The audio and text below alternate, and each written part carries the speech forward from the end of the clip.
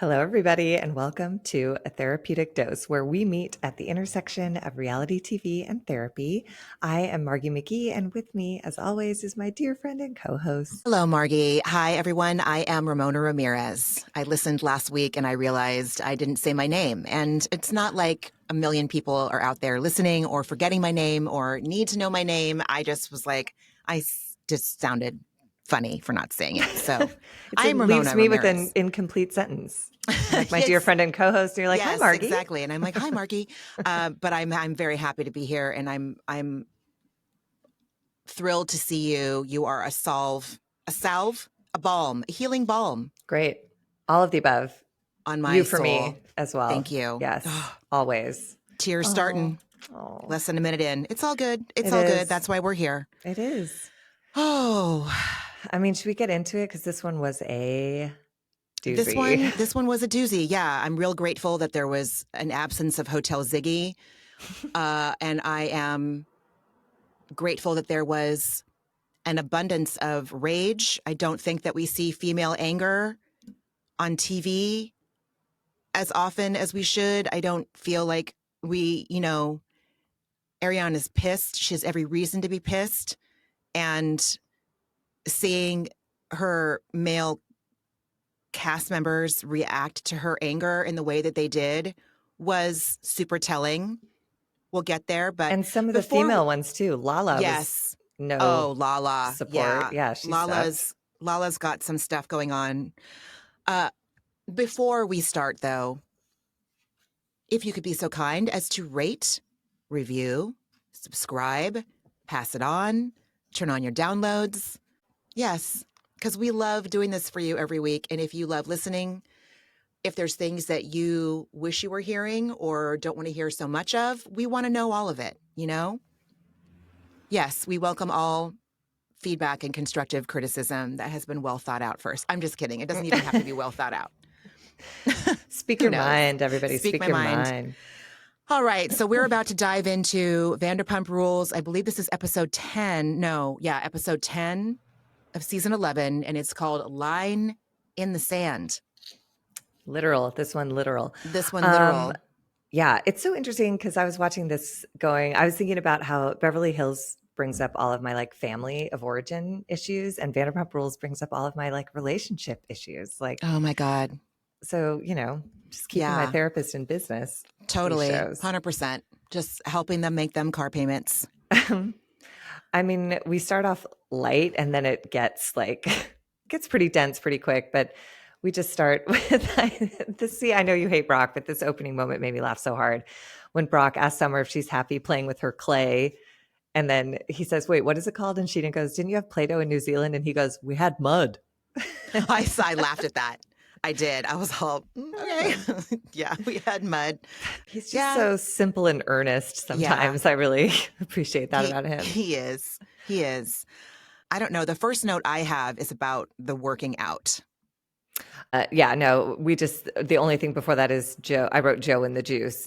Schwartz and Joe are juicing pineapples, and Joe makes the observation that the pulp looks like Butter's poop. So I was like, what is this episode? What are we doing? But yes, then we go to the workout with just only thigh gaps.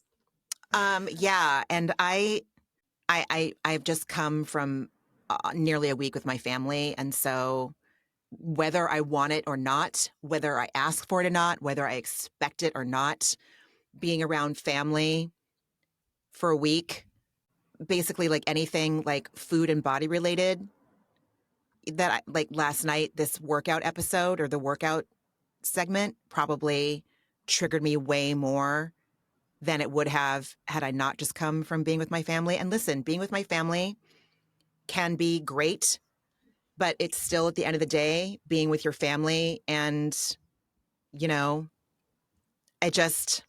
my insecurities get elevated. I'm out of my own routine with my own things that give me sense of comfort and stability.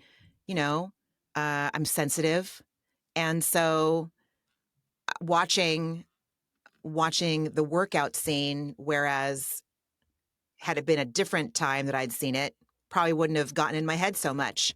But then when I was watching it after being sensitive and around my family, it's like, oh, do I want booty dimples? What kind of booty dimples do I have? Booty dimples? What do I need to do to get rid of them? Oh, well, my squats don't have that. So it was just complete mind fuckery. And it had nothing to do with the scene, but it just wants to feed into that thing, which is my, past eating disorder, body dysmorphia, bullshit. Comparison is the robber of joy. That comes up a lot in this whole fucking episode. Comparison being the thief of joy. Anyway, I just would have been a big old fire had I not talked about what that working out scene brought up for me. Of Because course. they all looked amazing. And,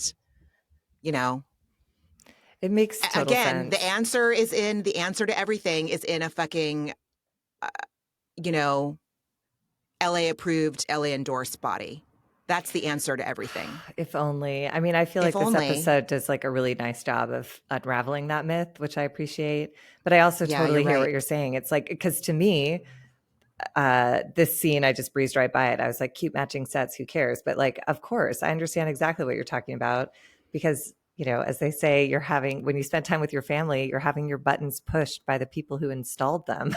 So they're just like, there's no roundabout route. They go right for, intentionally or not. And I'm sure, it's the same on my end. It's just, we literally have a lifetime of history with these people. There is no world where these people don't exist in it. So every hair trigger I'm on, I was put there by or for them, it's what keeps you close, but it's also what makes it like hard to be close because you do know everything about each other. So, yep.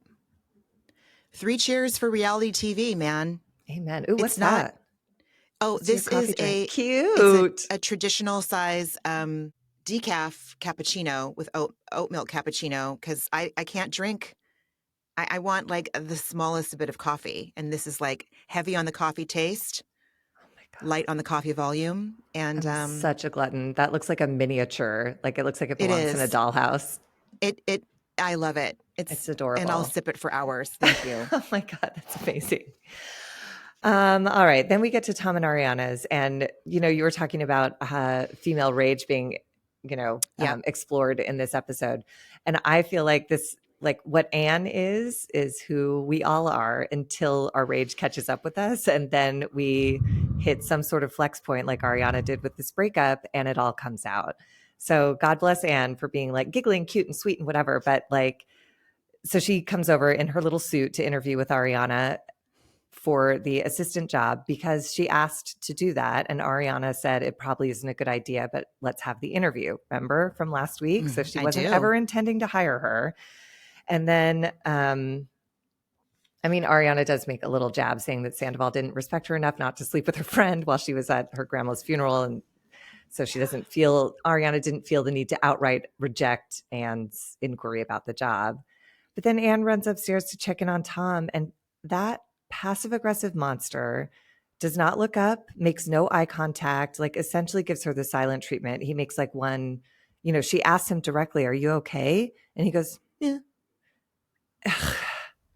He's 41 years old. Like he's behaving like a 5-year-old. It's disgusting. It's inexcusable. And I see Anne giggling, being like, "Oh, okay." And I'm like, "Oh my God, Anne, in 10 years, you're going to be so mad about this. Some man is going to do something mean to you. And this is going to come flooding back along with every other time that you've been treated poorly." Because that was just, again, I say borderline abusive. You can't treat an employed human being like that. You can, but you're a bad person if you choose to do so. You're a bad person. You're a toxic boss. And if that's what he's doing on camera, we later get a sense of what he may have done off camera. Oh my God. It's fucking gnarly. So you said he's 41. Mm-hmm. Yeah. Okay. I want to, because my cousin and I were having this conversation.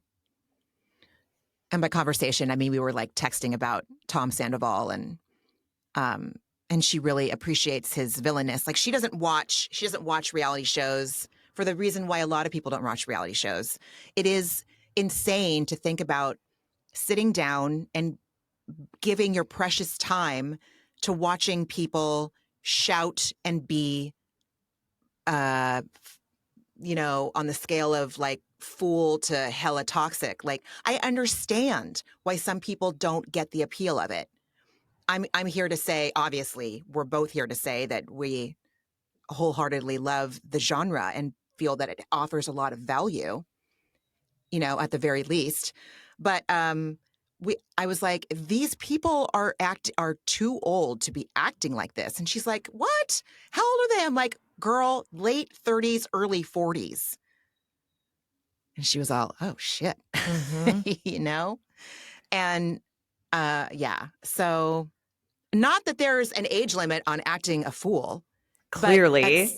at some point you have to ask yourself, do I want to continue this behavior? Is this behavior working for me? I mean, clearly it's working for all of them because they're making money on Mm-hmm. this show. But you know what I'm saying? It's like, Yeah. And it's what I always yeah, say, in the like, real world. yeah, being an adult is a choice. Telling the truth is a choice. Like, once you reach Yeah. a certain age, you have to choose to do things. And Yeah. not many of these guys are choosing to be adults. And Tom Sandoval is just choosing to be a petulant child. And I mean, I can't believe how Yeah. shocked I am by it. But this entire episode, every single time I was like, oh, you've made me hate you more. Oh my God, you've offended me Yeah. again. Like, I didn't even know it was It's possible. it's because he's missing the most blatant neon lit up massive scale point. Like, there's no way to miss this point unless your brain cannot compute the point in which It's, I don't know. I don't know. watching this episode, I was like so confused because he's so aggressively in the wrong. Oh my God. So I went back and I read the apology he issued on Instagram like a year ago. It was a year ago. And it was like, I'm so sorry to Ariana. She didn't deserve any of this. I disrespect, like, he was so clear on everything that he had done wrong, or whatever PR person wrote that for him was. But clearly that's just not who he is. None of that remorse was sincere.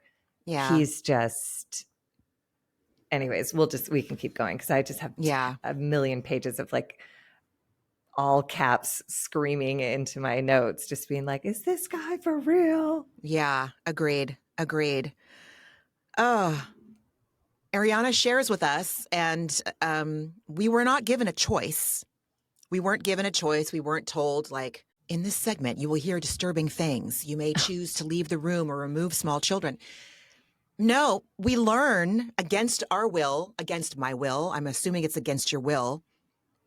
Tom Sandoval and shares that she sometimes cleans up his dirty clothes, and this includes his dirty underwear. And Ariana says that he doesn't change his underwear for sometimes days at a time. And barf, A, Mhm. B, Ariana is suffering no fools. It's on, like, she's all, oh, okay, is this how it's going to go? Look out. And she's lighting that match, and she doesn't give a fuck what oil refinery is behind her. And I kind of love it. Like, she's going to shovel all of his dirt at us, and there is nothing he can do about it.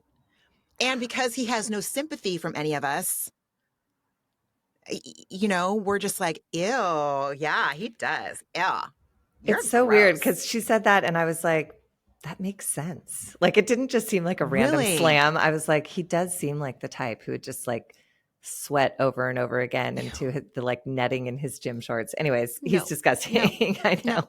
no, But no, no, yeah. no, no, no, no, no. Um, Then we get a confessional from Tom where he says that he whines. I can't deal with this guy. He goes, Ariana already got all of our friends. Now she has to take my assistant. She could have anybody she wants. And I was like, same to you, dude. You could have cheated with anybody you want, but you chose her best friend and you chose it to do it in your own home. And this whole notion of like, she got all our friends. Yeah, No, dude. you lost all of your friends.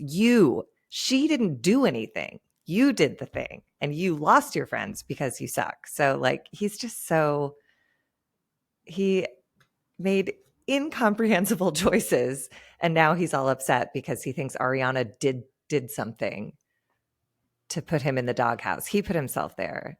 He's a victim. He's victimizing himself. It's He just gross. can't. It's disgusting. It's truly disgusting. And Ariana does the right thing. She tells Anne, this is not the time for me to Right. hire you. Like, you're lovely, but like because of Tom's his temperament could lead to, you know, petty retaliation. This isn't it right now. So And she is, everything's fine. yeah. And she has every right. She has every right to hire Anne.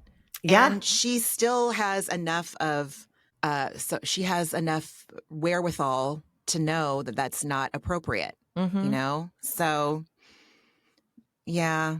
Yeah. Oh, and So yeah. instead she tells us that he doesn't change his underwear Listen, for 3 days. gross. Fuck. But he was standing at the top of the stairs, like moping and eavesdropping. Like, again, Yeah. that's the shit I did when I was a child. Right. It's so shocking to me that he's like a Right. middle-aged man. Yeah. Oh man. Okay. Yeah. Yeah. Then we go to Schwartz visiting Sheena and Brock's, and he brought Summer Moon a hat that was clearly for like a grown adult. It was gigantic. But it was sweet that he brought her a little gift. And then he claims he's having baby fever. I call bullshit. He says he's sure he'll be a good dad, and he hopes to be a I call DILF. bullshit.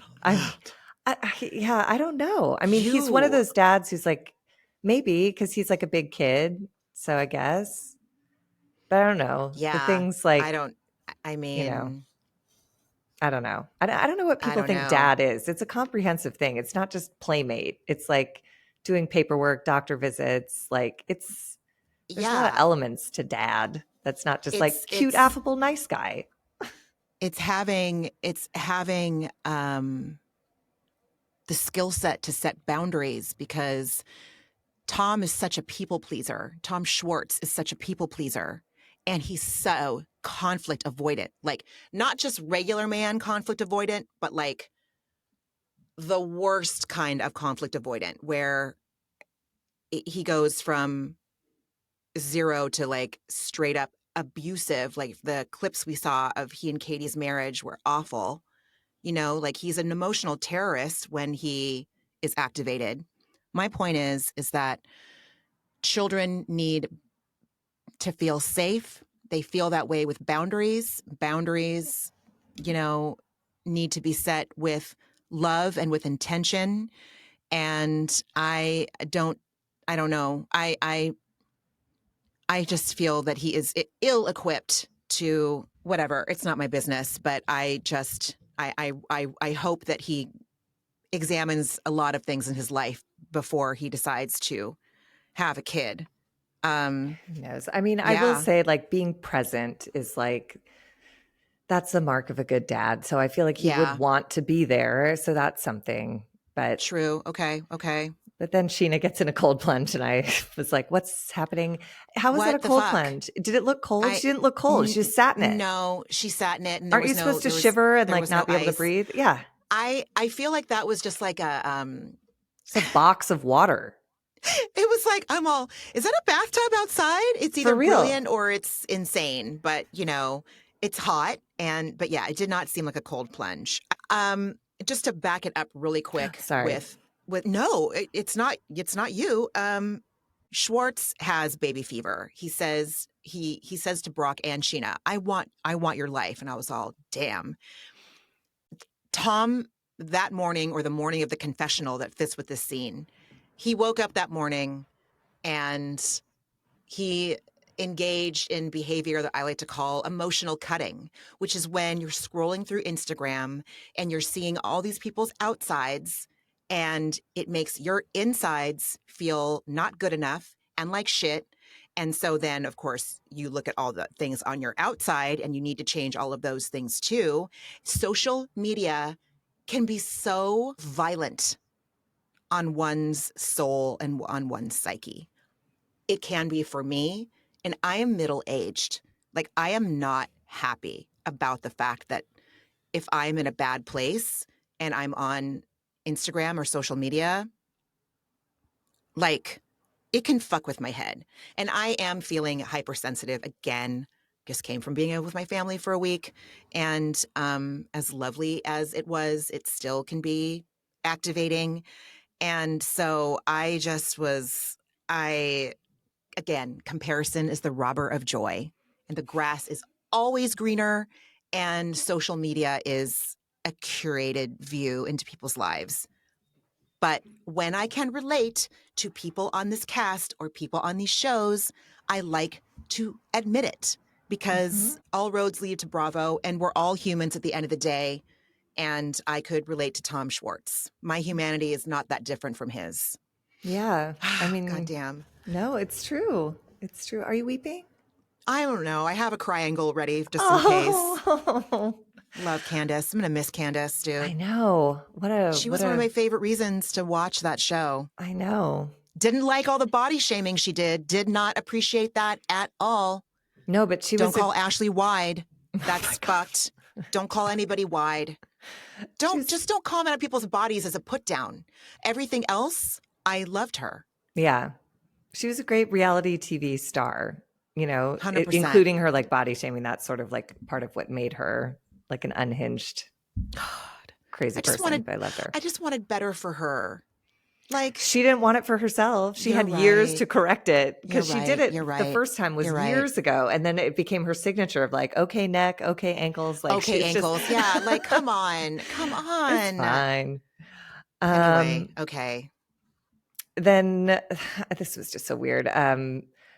Brock is like, he's really stirring shit up and I kind of love him for it. Tom Schwartz says that the coming to the West Side is like a gulp of fresh air. And then he immediately relates it to like sex with Katie. And he explains they didn't always have it much at the end of their marriage. And then once they had, they wondered why they didn't do it more often. And Brock goes, well, she is doing it more often, just not with you. And I was like, good. Truth teller. You know what I mean? Yeah. And Schwartz had plenty of sex outside his marriage when he was married. Yeah. You know? Oh my God. Statistically, it wasn't that. Oh my God. So oh unpleasant. My God. So unpleasant. So unpleasant. It's not Good cute. Lord. It's not cute. It's really not. It's not. I know that we bounce back and forth between Brock and Sheena's and Katie and Ariana. So yes. What is the next note you have? Ariana is at Katie's and she's reporting that she interviewed Anne and later found Anne crying after Tom had berated her for having the interview off camera. Tom waited for the cameras to go away and said such hateful shit to Anne that she wept. And it sounds like later on, Anne was under the impression she was fired. But Tom, in what I consider abusive vagueness, didn't fire her, he just said, let's take time off or something. Like, and again, it puts that person in such a horrible position. Because do you ask in the moment for clarification? Like, he knows who Anne is. She's not going to be like, I just need to know for sure. He did that on purpose and it was so fucking cruel. And he's trying to punish Ariana, but he's hurting this innocent woman. And like, he's just so fucking awful. Anyways, that's he's engaging in emotional terrorism. For sure. It's disgusting. It's for sure emotional warfare and he's repugnant. We also find out Ariana had 6 shots of caffeine already that day and wanted more. And I was like, uh-oh, that's a lot of caffeines.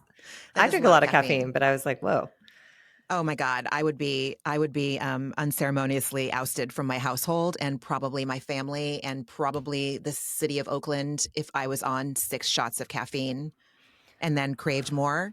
I'm a menace on caffeine. I'm a fucking menace. I love Any other substance? Great. Mm-hmm. Caffeine? I love it so much. Nobody want that. That's why you're drinking your like adorable demi-tasse of decaf. My decaf. Yeah. Diet Coke, I will drink caffeine, but I don't drink like a 6-pack of Diet Coke a day. Who gives a shit? This is not about what I consume that has caffeinated. I don't even know why I brought it up. It just seemed like 6 was a lot for it to still be light outside. Anyways, we're back. Now we're back with Sheena and Brock and Schwartz, and Sheena's pissed at Brock for revealing that she tracked Katie's location. And that's what led her to realize she was in bed with Max that night. And Sheena's like really mad. big mad, as the kids would say. And then Brock reminds Sheena that last year, Katie wanted to watch her life burn to the ground. So, for context, that was when at Sheena's wedding, Schwartz had kissed Raquel under, Sheena's watch, and Sheena was fine with it. And I just want to point out that that was when Katie was newly divorced. So everyone's all pissed at Ariana for having big feelings. Last year, Katie wanted to burn Sheena to the ground. This year, she's joking around with fucking her ex's best friend. And it's cute and it's fine. Like, give Ariana some time. Like, let the woman go through the grief cycle. Like, everyone is so, like you said, everyone is so impatient with anger. It's one of the things that I loved a lot about the death doula training I did, is that part of the job is to just witness the emotions of the bereaved, and anger is a huge one. And when you rush people through it, it takes longer. When you just sit with the discomfort of not being able to solve it and letting someone rage, it passes. And everyone here is trying to solve it and get to the next step and get over it and release it and forgive. And it's yes, she'll get there. This was 2 months ago. And I was just thinking, reminding myself, this was her whole life that blew up. And when this happened, they were in couples therapy. She thought they were resolving problems in their relationship. She, who did not want children, was in the process of an incredibly intense hormonal injection series to harvest her eggs so that she could maybe give him a child one day. And the whole time he was sleeping with her best friend. So the rage she has is justified on so many levels. Lala called him he's a douche. Sure. It's no, a douche is someone who does this 2 months into a relationship, 10 years owning property together, planning a family.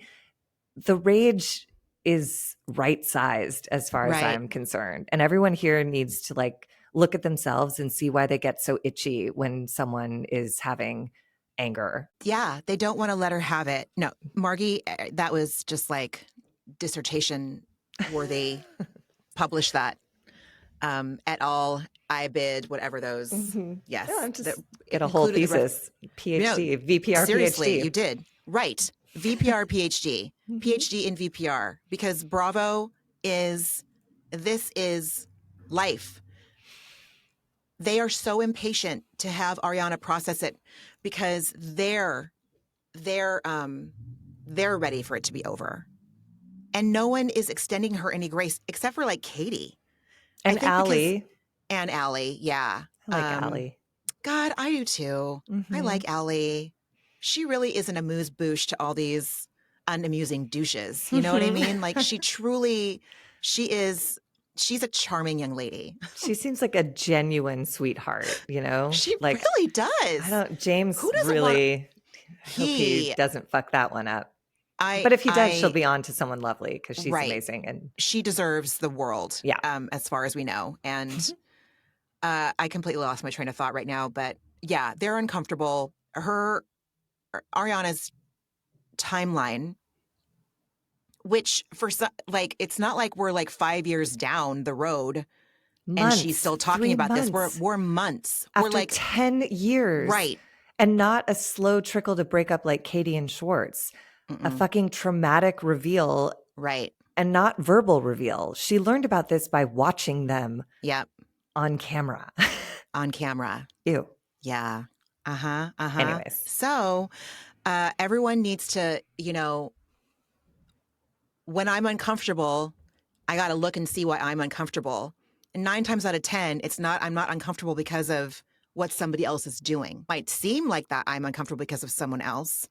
And there it is. But I'm in these relationships where they have established friendships, for over 10 years, just I gotta look at myself, and I don't know. It seems like everyone's really uncomfortable with how long it's taking her, and that's not their business how long it's going to take her. No, and you're right on. They're prioritizing their own comfort over her grief process.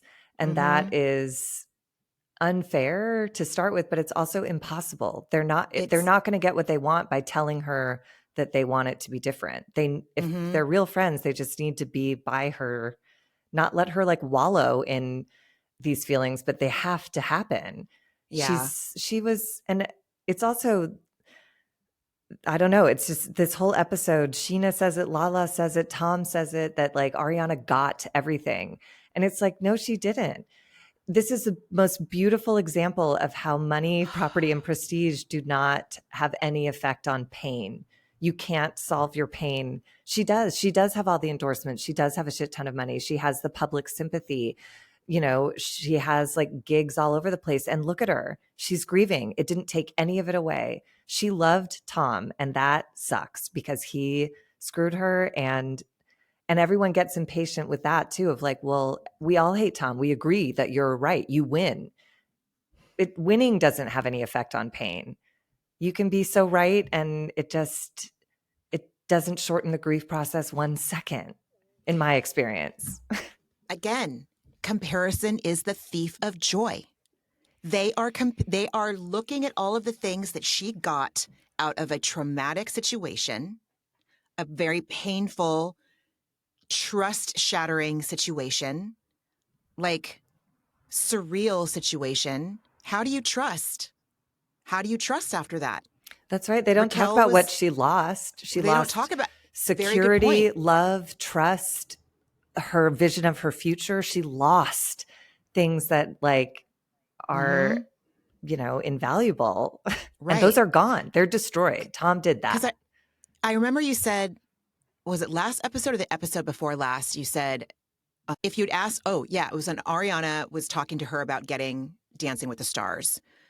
And you said, Ariana would have traded all of these things just to not have her relationship blow up, to have her partner not cheat on her with their mutual best friend.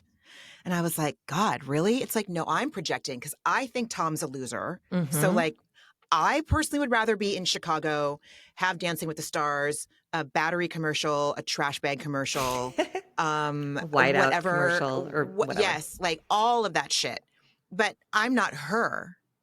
You know, Well, she'd and rather, it's not about Tom. It's about the right. concepts. She lost trust, and you can't Yes, we don't have enough life left to right. rebuild that. Like, now you're Yeah. just different. You're not going to Now trust you're, anyone. yeah, Everyone is going to be suspect all the time because especially yeah. when you didn't see something like this coming, good luck anyone.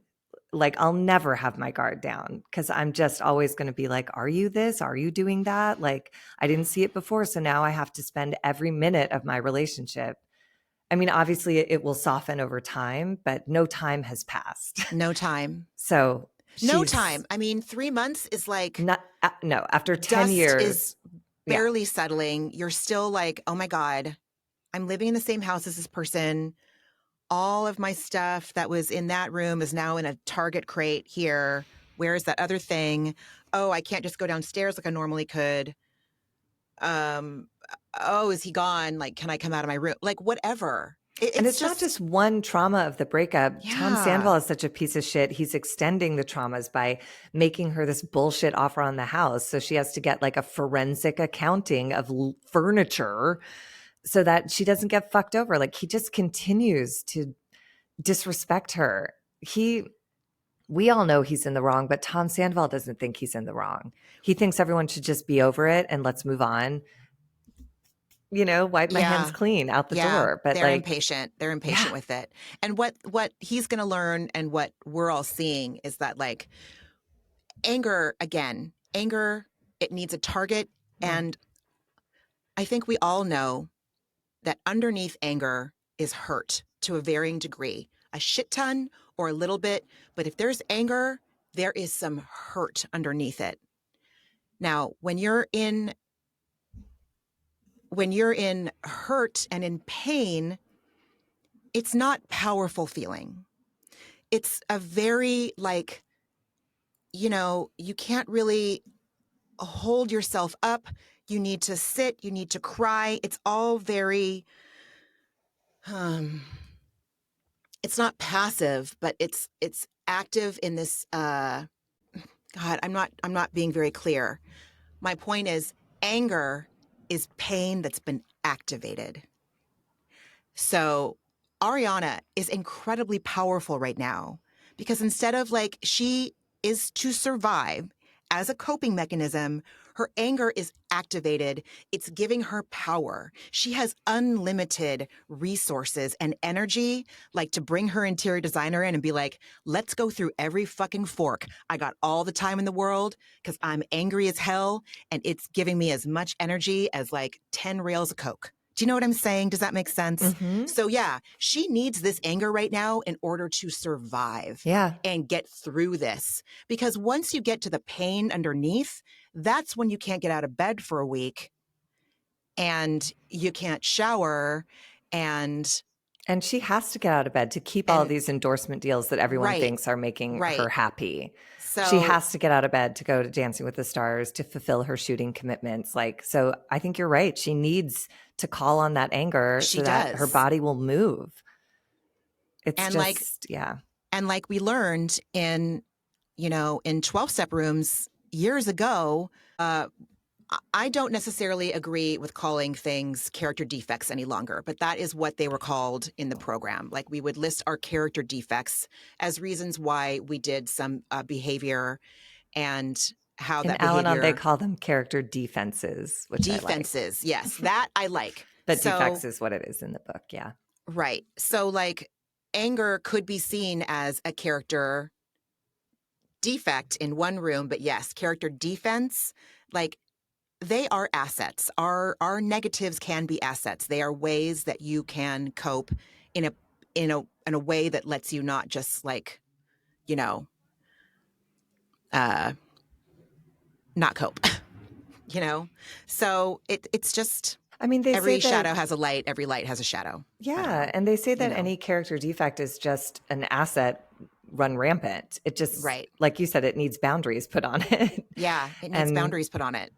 But yeah, right now, it's her anger is completely normal. I get it. It's what she needs in order to survive. yeah. And they And also so, say, that your character defects are lifted when they stop serving you.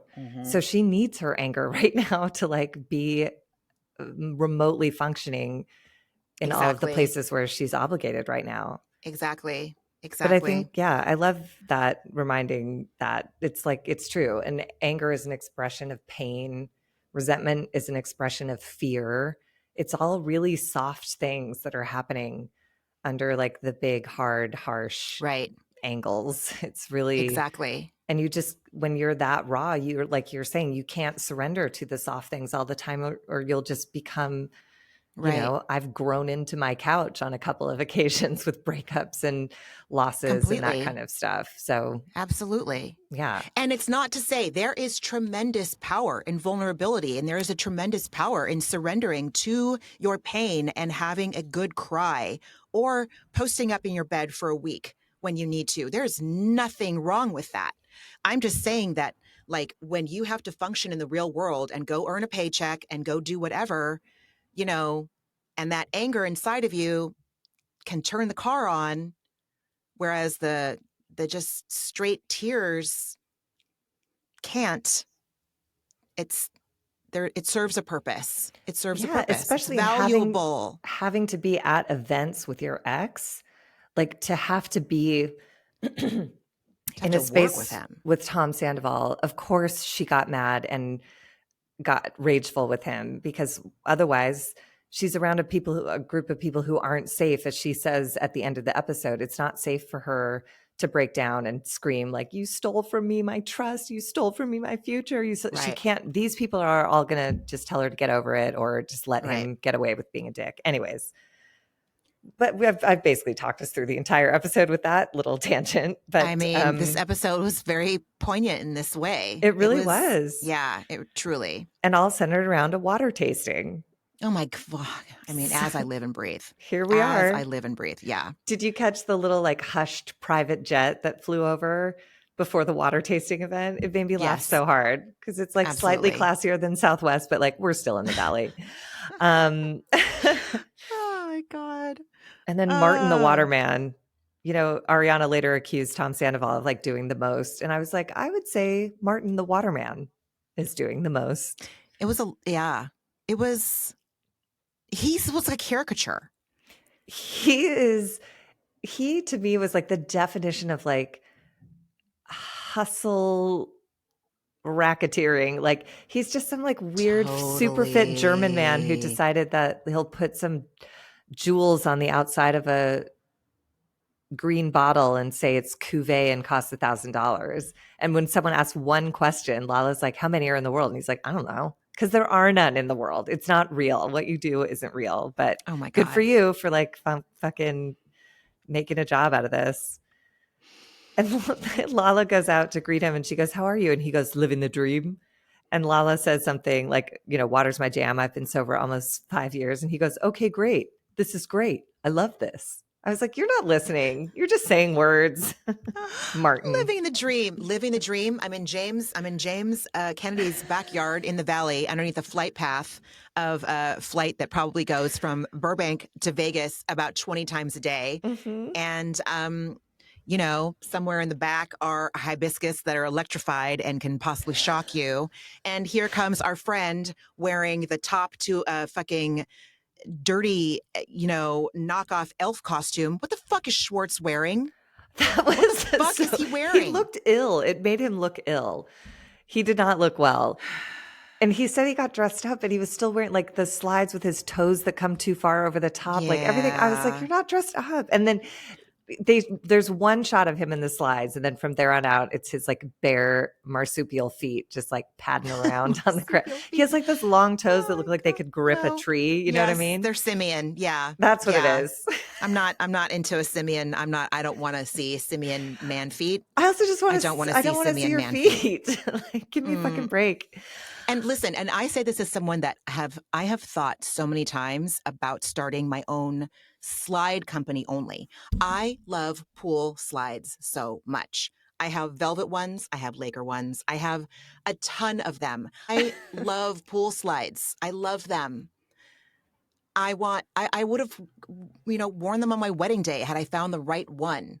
So like I understand and support his affinity for a slide.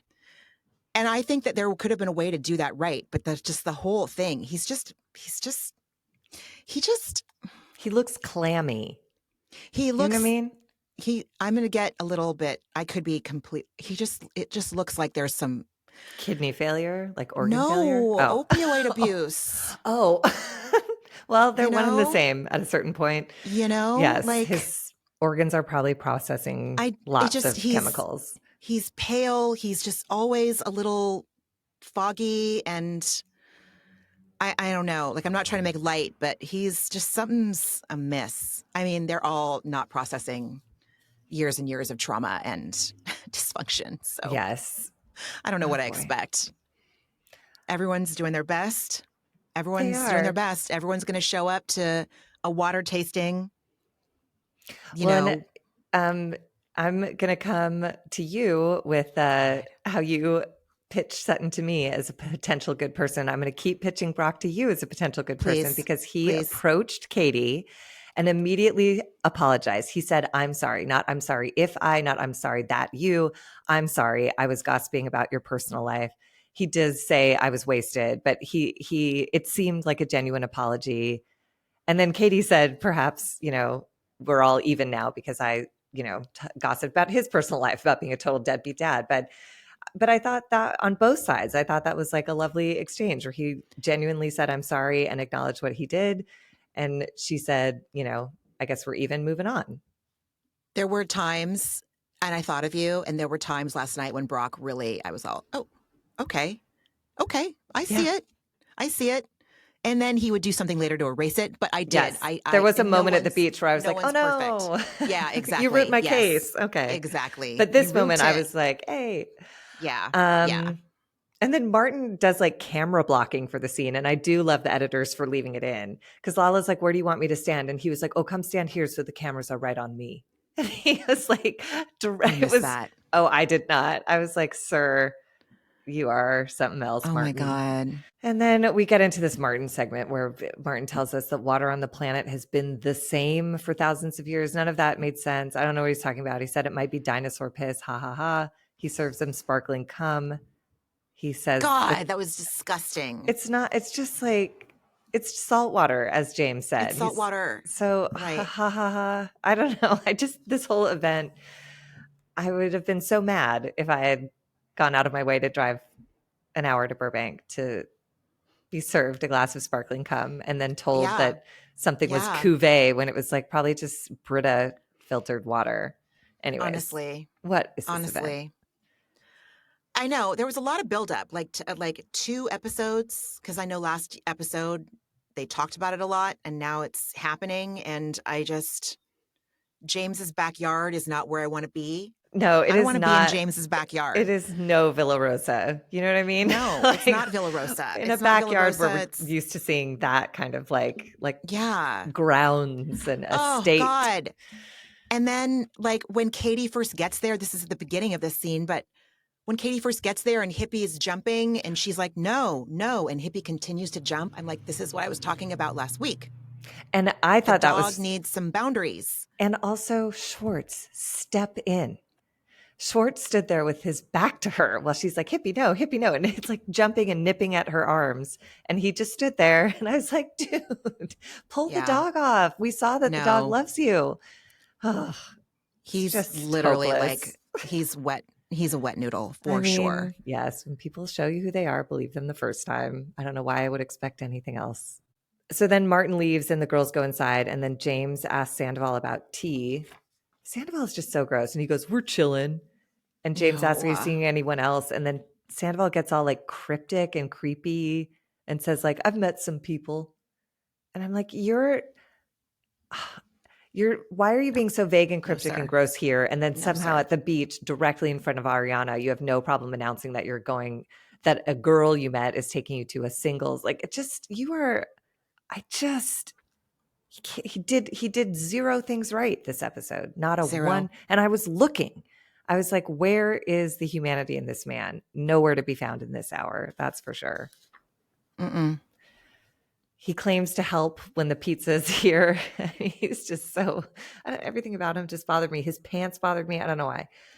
But I did love, there was a genuine moment where he says to James, I'll help you with the pizza. And James was like, you don't have to, but he goes anyway because he's, doesn't listen.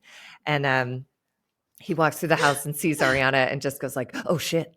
And it was like the most honest, the only honest moment we got from him the whole Fully. episode. And I was Yes, like, there you yes, are. yes. You're scared of her. And you should be, which indicates to me, you know how much harm you've caused. So the rest of this just makes it like extra disgusting. Totally. Totally. Yeah. He chases down the delivery driver for ranch dressing, trying to be a hero. It's so stupid. Why is he doing the most? He's doing the most. Yeah, it's true. Like he was doing it to try to be like the hero. I'm going to get the ranch. And I get I'm that gonna he's get the ranch. You know what's so fucked up is that I get that he's uncomfortable. He is the bad guy and he's facing the princess. He's in the space with Ariana, who everyone loves, rightly.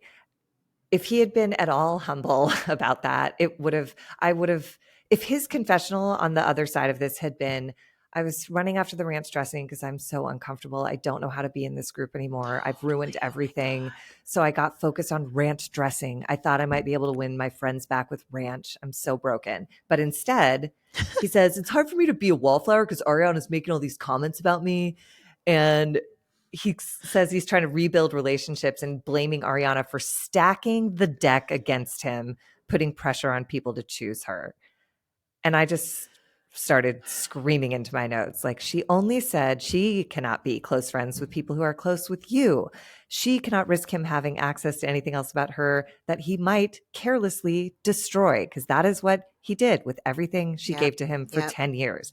It is self-protection on Ariana's part. It has nothing to do with laying out an ultimatum. And also, you are owed nothing. You betrayed her in the most intimate way and destroyed her life as she knew it. See yourself through her eyes and expect to be treated accordingly.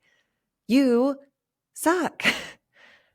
You're not doing anything. All this talk about making efforts, you're expecting everything. You extend your hand a tiny bit and you expect everyone else to jump to reach for it. I was listening to this speaker the other day who was talking about how the Sistine Chapel in the painting, Adam's hand is like all limp, his wrist is bent, and he's like barely holding his arm out. And God, or whatever you assume the spirit realm to be, is like fully extended, like every muscle taut, desperately reaching. And Adam's just like, where is God? And God's like, oh my God, bye. And yeah, it gave me that vibe where Tom Sandoval is just like sitting back, relaxing. And anyone who like, there's so much room. I am reaching out to him saying, just talk about how ranch became your focus because you feel terrible. But instead, Totally. it's Ariana's fault. It's everyone else's fault. It's not his fault. Anyways, I just talked for an hour No, I love about that. ranch. No, but what you said about ranch, I am so glad that it is on the internet for in perpetuity because it was fucking brilliant and it's true. It's exactly true. And this is the thing, like we've both had our moments, especially talking about this cast, where we're like, God, I think I did it with Sheena a couple weeks ago, last week, where it's like, God, Katie, I wish that I had told you at the moment. This is what was going on. Not like, oh, I don't remember. Oh, it was nothing. Oh, blah, blah, blah. It's like, just don't defend yourself. Just share your humanity. Mm-hmm. Share with me what made you afraid to tell me in that moment. If you're honest with me, I can handle it. It's when you're defensive and you try to take me for a fool that I'm going to go, whoa, what the fuck? But if you Yeah, come to me and you're just honest and you're scared and you're vulnerable, my humanity will see your humanity.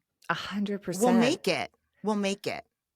But not if when you try to, you just want everyone to be friends with you. You just want everyone to take your side. It's like, dude, And also, no.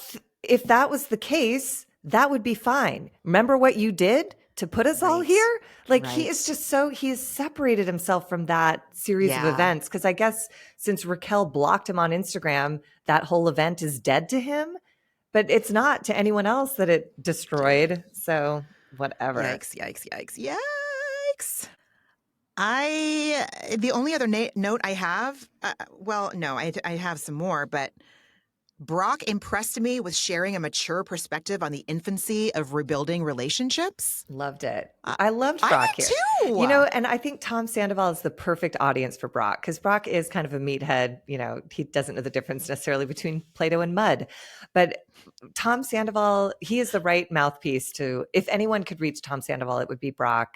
And yet it had no effect because Tom Sandoval's a piece of shit. But I'm glad that you appreciated I this did. conversation. I thought it I was did. good. Yeah. I did too. I did too. Because Tom talked about how T had told Tom that Ariana had approached her to say, don't date a 41-year-old narcissist. Yes, that's And right. Sandoval, just hateable on hateable, says, I thought that was really tacky. I was like, oh my God, you know what's tacky? Sleeping with your girlfriend's best friend in your bed when she's at her grandmother's graveside. That's tacky. Yeah. But that's when Brock jumps in and says, Yeah. you're still in the infant stage of figuring out how to manage this, and maybe you should have a conversation. And Tom Sandoval cuts him off and says, maybe everyone should just chill out. And Brock held his temper. In that moment, if I was Brock, I would have been like, you know what, dude, fuck you. Good luck living your own life. I am the only Yeah. person trying to help you, and you are treating me like shit. But instead, Yep. he very measuredly said, I'm just trying to help you with tea. If you want Ariana to lay off T, you need to have a conversation with Ariana, not with us. Yay. I know. I was like, yes. He really did. He impressed me. I was all, okay. Yeah. Yes, he was. He impressed me. And Sandoval just kept like a child pushing back. Sandoval's like, well, I don't talk to Ariana. And Brock says, well, you need to figure that out. And Sandoval goes, I love how people put that on me. Everything is on you. You created this mess. You have to clean up this mess. You have to wait until everyone has processed their feelings in their own time, not in your time. You have to wait. You have to do everything and then you have to wait. That's what you've put. That's the situation you're in. That's the mess you made. And as long as you deny that that's your situation, you're always going to be miserable.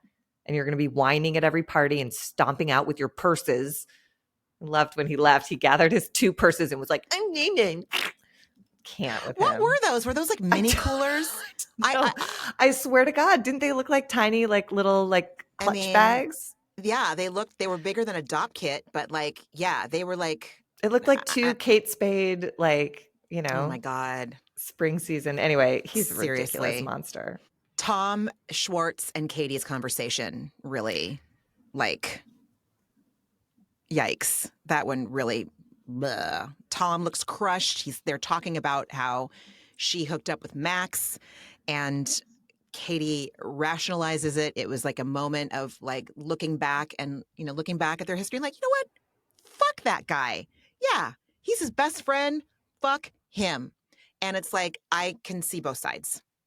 I can see both sides. I can, and so could they, which is what I thought was like so lovely. Yeah. Because, and at Schwartz, he even introduced it, teasing her, saying like, you were a dirty dog with Max, and I'm not mad at you. And Katie said she's trying on the Schwartz pants and try to walk a mile in them. And I loved that she explained it by saying, I may just have had an extreme fuck it mentality, because she had just heard about Tom kissing Sheena. And at that point, it's just, she really did behave with tons of grace and decorum. But with that news, I don't know if I would have turned it down either. You know what I mean? It's just like, why am I working? It's my whole struggle. We talk about it all the time. Why am I working so hard to be a good person and make the right choices and be honest and do the right things when other people in the world are just doing whatever the fuck they want, seemingly consequence free? So Yep. I totally get having a moment of being like, you know what? I'm not going to think twice. I'm not going to consider anyone else's feelings. I'm just going to do this thing. Anyways, it started Yeah. out nice and then it got It did. gaslighty It and did. weird. He is claiming that Katie is now a big of a fuck up as him. God, like that math is not that math. It's not the math that he thinks he's mathing, you know? No. Um, And she nailed him it's before that little confessional. She reiterates, Tom is like pissed that she fucked his best friend, but also had roasted him for kissing Raquel. And Katie reiterates that she'd asked one thing of him at the very beginning of their divorce, which is just not to mess around with someone in the group. And he would not abide. And Tom says, that was a flimsy agreement. And Katie says, this is why we got divorced, because everything I felt was flimsy to you. And I was like, that's it. That is it. That is the truth.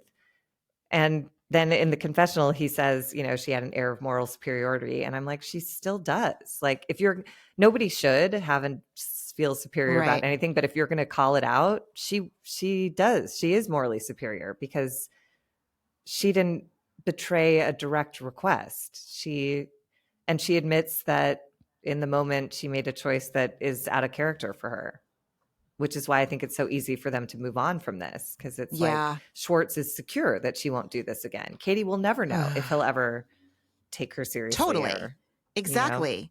And then respect he's like, her. let's go to dinner. She's all, no, I don't really want to. That's not the kind of relationship I want to have with you. He's just, again, he just wants to like gloss over everything and just go to the part where no one's going to ask anything from him and his feelings aren't going to be uncomfortable. Which was so weird because he started this conversation and he's like, can we not do this? Can we not delve into the past? Let's just shake hands and be cool and have dinner.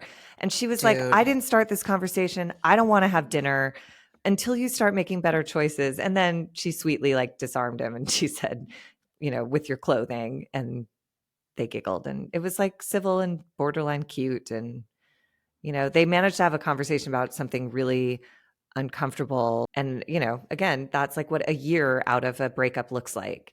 Yeah. So Ariana will get there, but it's still heated and it's still, Yeah. but it's, Yeah. it took a year and that's fair. I don't know. Yeah. Yep. And then we go back inside where they're eating pizza and Tom and So Ariana get into loudly. a Did you hear hum- that? It was so much like cheese pizza ASMR that I was like, really? No, oh, I didn't. I just it's kept weird. trying to see what kind of pizza it was, and it was Pizza Hut. I was all, y'all, It looked like Little Caesars. It was not like, I know the boxes of all the fancy places. And I was like, this is not that. you can do better than that. I You could can do do like better. Lucifer's or anything. Honestly, That was just anything. that's a really weird bummer. Pizza Hut. And listen, there's a time and a place. Like, listen, I love the Bay Area has such amazing pizza, like artisanal fucking pizza. Everyone, all the good pizza places came from Alice Waters, Oh yeah. Yeah, so there's a shit ton of like very elevated pizza here. Sometimes you just want a piece of round table with, cheese, with pepperoni, black olives and mushrooms. But that's not I don't want round table when I say I want pizza, I don't mean round table. I mean, I don't, you know This what? Never whole mind. Who party was a cares? Who mess. gives a It shit? It started was a with water mess. tasting and ended with Little Caesars, and it just Salty water was tasting oh, and Pizza Hut and no ranch, which and no gross. The ranch. ranch at Pizza Hut is not going to be good Terrible. ranch, No. honestly. So they get in a huge fight, and everyone's just kind of a hostage while they're watching, This was, yeah. including us. It was real. This was too close for comfort, and it was too real for TV, for Yeah. reality TV. They were inside, the girls had been discussing Anne, and Ariana referred to Tom as the attempted dog murderer. Oh, And yeah. Sandoval walks through right when she says that, and it wastes no time blaming Ariana, saying she left food out in the room. And Ariana corrects him, saying, you went into my room that had the door closed, and do not ever do that again. And so it sounds like Sandoval went into Ariana's room without her knowing or permission. And he also locked Yeah. the dog in her room without her knowing or permission. So she is not at fault. He's completely at fault. And yes, it's gross that she had takeout sitting, but she secured the room from the dog. So I think it's, I don't know how you leave food in your room. I think it's disgusting. But she also was aware of protecting the dog's like health and safety. And Tom is just like very lucky that nothing did happen to the dog. Like he has that gross confessional where he says, there's no dead dog in this situation. Oh my And I was God, like, dude. you're so lucky, because that is a thing. Like they can, it's a wood stick and dogs swallow anything. It's like a very, anyways, they fought Yeah. and all this other stuff about like the litter box. Tom says, you never clean the litter box. Ariana says she did. He says that's a lie. They roll footage of her cleaning the litter box. It's just so, both of them are so fucked up and deep in this still. There's just, it was really painful. It was. It was. And And yeah, Lala just starts giving advice no one asked for and having opinions that I don't understand, you know?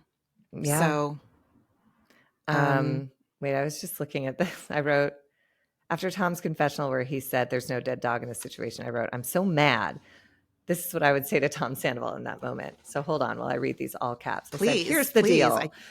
Here's the deal. People cheat. It happens. But once you've cheated, you have burned all your goodwill. So it may feel unfair that people are coming down on you harshly for things like this, that in any other context might not be such a huge deal, but you cheated. So any minor mistake you make, it's like farting in a microphone now. You don't have the luxury of a normal fart anymore. You took that off the table when you took a shit on someone else's life. Your butt is now attached to a microphone unless and until everyone agrees that you can take it away. So that's that's why I think I'm so mad. It's like he's expecting to be treated normal. But what you did something Yep. so not normal that changed everyone's lives.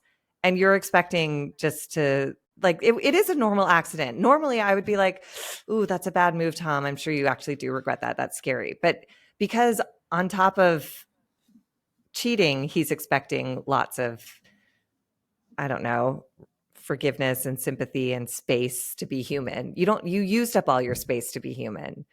Now you have to sit still and wait for everyone to come back to you if they want. You hate him. He's not giving us any reasons to really have compassion for him. No. And he again Mm-mm. brings up the email, he says, why won't you respond to an email? So this is in a very shitty tone, markedly different from the one he used at Hotel Ziggy when he was like, hey man, hey, I just want to see did you get the email? Did you get that? And then here he's like, 2 months. It's been 2 months. It better be a good response. It's like, God, just This is literally yeah. go away. Again, take your purses and go Take your home. purses. Take your purses. Take your fucking friendship necklace. Take your fucking patchy self tan. Take your platform sneakers. Like, can't he understand that her head is Goodbye. still spinning? Her head is spinning. No, and then it doesn't work for him. She's just learning that he had an affair, that it was with her friend, that it happened under their roof. And then the next thing she hears from him is, let's sell the house. Here's an offer. Her head is fucking spinning. 2 months is nothing. And you should be willing to wait forever, or you move out, like you have a choice here. Like, I don't know. I can't. Yeah. I'm totally. not saying anything. Totally. Oh, and then she reminds me, left the door open. And she says, just one more fucking example of your carelessness and callousness when it comes to the house that was my dream house and my fucking children, referring to her pets. And that broke my heart. That's the truth. That's the pain under the anger. Totally. My house that was my dream house and my fucking children. And he doesn't care about anything. Oh, you ruined my life, my home, and then you attempt to kill my dog. Like, these are the statements that, with the anger ripped out of them, it's like there's so much heartbreak. It's so painful. Anyways. Yeah. Yeah. Yeah. And Lala blames Ariana. Yeah. This was really, do you feel like Lisa Vanderpump is in Lala's ear? Because the shit she's saying is so producery, don't you think? It's just irrational. Like, didn't you do a trash bag ad? You should know how to take out the trash. It is. I guess. It is. I wonder if it's either, I mean, listen, nothing is above the realm of possibility when it comes to LVP. Mm. You know, you're right. She is such a producer. So completely could be. I think that it's jealousy. She went through a situation where Randall also cheated on her, but she didn't get anything out of it. She just gets she's not getting anything out of that, out of the end of that. She's not even getting sympathy, I would argue. You know, she's not, because Randall was the reason Ariana got sympathy is because Tom was a good guy. Randall is a known bad guy, a known cheater. Like, it just isn't. It's not the same. And she wasn't honest about it from the jump, right, when they first started. Right. And then she said it was just like she would laugh at how transactional it was, like a BJ for the PJ and all that stuff. Right. So I don't know. No, there was nothing pure about that relationship that like merits the world going like, you got cheated on? No way. I'm so sorry. Sour grapes. Yeah. Sour grapes to make non-alcoholic wine is sparkling water. Is what Lala is drinking right now. So, yes, she has been sober for almost 5 years. Yes, she says things now that I'm like, oh my God, I really appreciate hearing that. And that is a great perspective. Is she displaying growth? 100%. But I think that I feel like the areas that need growth and the areas that need work, the areas that are still sore, are definitely on display. Sheena and Lala are jealous. Katie's not jealous. No, she's not. Katie's really just like, she's living her best life. I'm living my best life. A high five. We're opening a sandwich shop. We're going to have tasting number 3 coming up soon. You know, like they're both like pumped. And Katie isn't doing all the shit that Ariana's doing, but I think Katie feels vindicated because all the shit she saw and tried to get everyone to see, everyone's finally like, oh, shit. Yes, I think you're right. She does move through the world with like a lot more ease. She's got a lot of ease right now. Whether people agree with me or not, they see what is real, and that is relief. Yeah. Oh, man. But she had to go and fuck a racist. You can fuck anybody. You don't have to fuck a racist, dude. In fairness to her, it was off camera. It was surely a one-time thing. Nobody could have known Sheena was tracking both locations. You know what I mean? Good God. That felt like she said she had an extreme case of the fuck-its. I don't think she considered his racism. I don't think she considered Tom. You're right. The whole exercise was in being like, I'm going to do the worst thing I can. It's like my year 2013, 2014, the year of fuck it, where I dated everyone terrible, did every drug, and made all poor choices, and had a great experience. And then I stopped after 1 calendar year because it didn't serve me. Exactly. Man, highly recommend that shit. I mean, it was a good year. It was fun. Yeah. Then we have Sandoval. Schwartz is on speakerphone with Sandoval, who quickly like blames Anne. I mean, this man is just off the goddamn rails. He said either me or Anne didn't close the door. And I was like, oh my God. Oh, you can't help yourself. Dude. No. Oh my God. No. It was so painful. So And then he blames painful. Ariana. Do you see the rage that comes out of her? That's what I dealt with my entire relationship. And I just wrote, well, then you should have left. We would all feel so sorry for you, but you didn't leave. You cheated for 7 months and probably more if you hadn't been caught. Like, I would have felt so sorry for him if this rage appeared on camera in any other situation and he left because it was too painful to be around that rage. But he didn't leave. He got in Mm-mm. the sack with Rachel. Dumbass. And Yeah. Schwartz, in his typical stand-up guy fashion, says, no comment. Oh God, he's so unsatisfying. He's just so like, he's just such a soggy, not even warm French fry, you As know? my Like sister would say, he's a he's, moral invertebrate. It's it's just there's no true. spine there. It's just loose, 100%. Oh my loose God. goo, loose, sweaty, Yeah. clammy goo. Oh my God. He's so disappointing. And he's Yeah, so old to be acting like that. I know. I think it's because like it's Sandoval has like the entire time he's been on this show, he's shown us who he is. You know, it's all been performative. Schwartz, I don't know. It's just he seems like there's like a little bit a little kernel in there that gives us hope. And so he's just like when he disappoints us as viewers, it's like way harder to stomach than when Sandoval does, because Sandoval, you don't expect much from him. Truth. So, but Schwartz just, but that also could be that I fell for his manipulation. Like it's all part of it. So, I think, yeah, it's probably one and the same. I think it's like he wants to be the guy that he's pretending to be. yeah, he But does. those He does. moments during that breakup season with him and Katie, where he can be so fucking mean. He He was is so a, cutting and awful to her. yeah, And not that she was nice, but that doesn't justify. no, Oh my God. I remember it took my breath away. I wish I could remember the actual comments, but a couple times I was just like, just like stunned by yeah. how direct and harsh he was. It was targeted and it was thoughtful and it was intentional and it was It was emotional evil. warfare. Yeah, it Yeah. was. You're right. Thank you for scaring me straight. You're right. You absolutely, yes, you just scared me straight. You're right. You're right. We have Sheena's confessional where she says it's best to process these feelings and move on with your life. And that's where we talked about this before. You can't bypass the anger part of the grief process. And it's You can't. big. It's really It big. is. It's And if you big and it's can't handle it, inconvenient and so yep. fucking sorry. Right. And you need to go away. Don't rush her through it. You go away for a Right. year and come back Yeah. when the heat has gone down. Don't rush Right. someone through that shit. It's No. pointless. No. No. God. Ugh. Ew. Ew. What?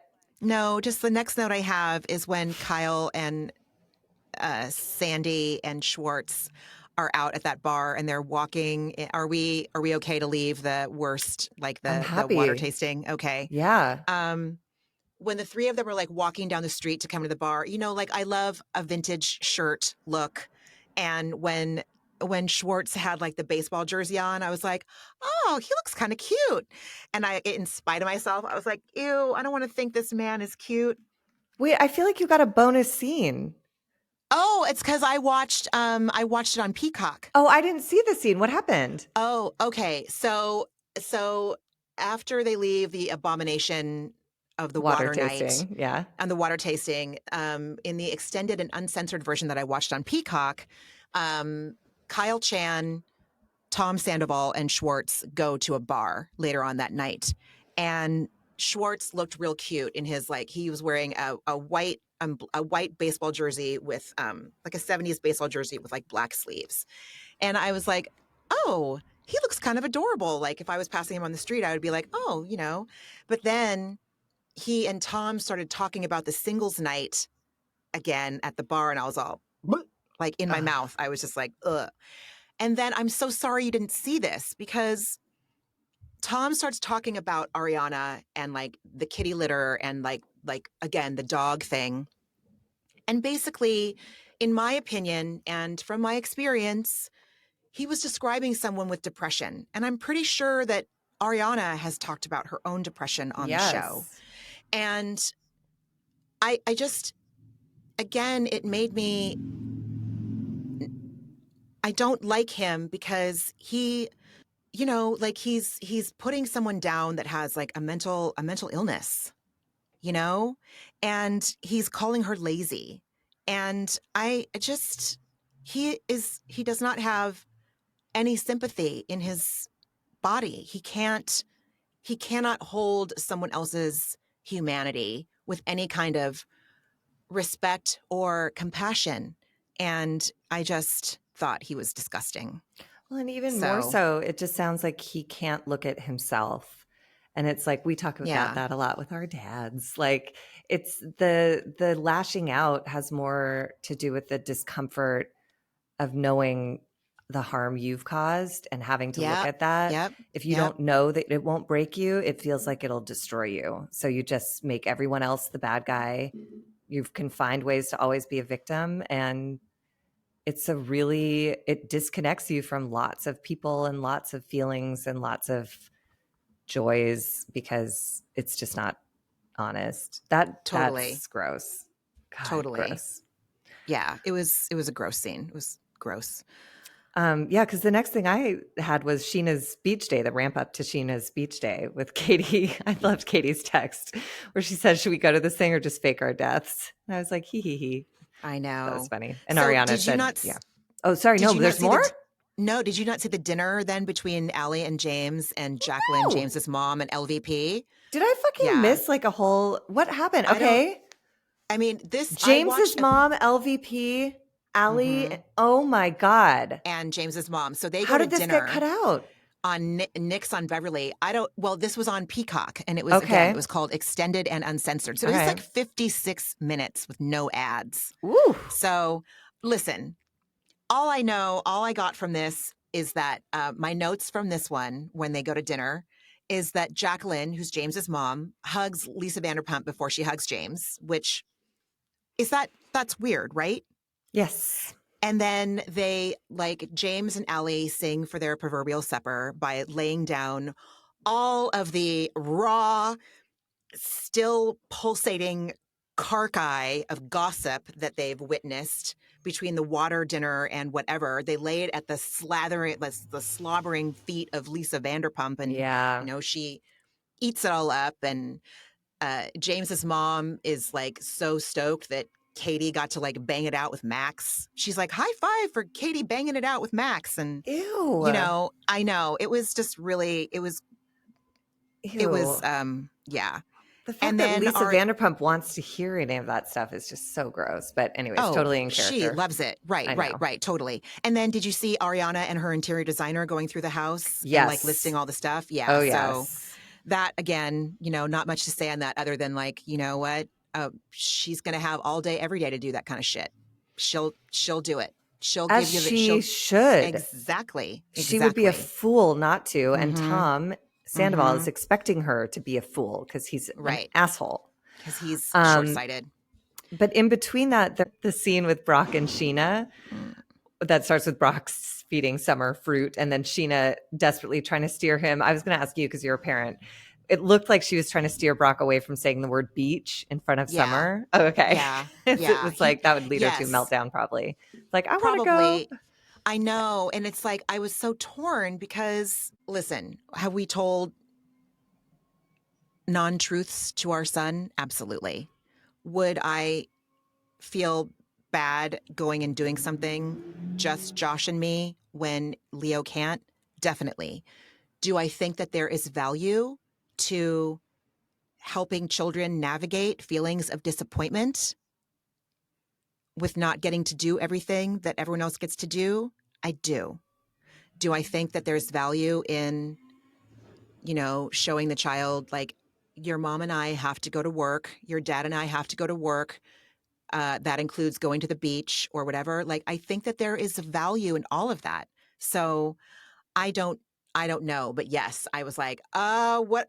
I see where she's coming from, and I see where he's coming from, and oh God, you know. So it was, And I yeah, thought I saw he it. found kind of like a nice happy medium where he was Yeah. like, we like to have fun and you like to have fun. I don't know. But I Yes. did think it was Yes. interesting that they're still looking for a nanny. And Brock mentioned he owned some of these F45 studios, which are like incredibly popular here. I was surprised. Like I they're don't a know what they huge, are. they're these like 45-minute high intensity workout Mm. places, but they're really popular and like super successful. There's a bunch of them around the city. And he said he sold his during the pandemic and wants to start his career again. But I didn't realize like he was invested in such a successful business. Impressive. I didn't either. Did not know that.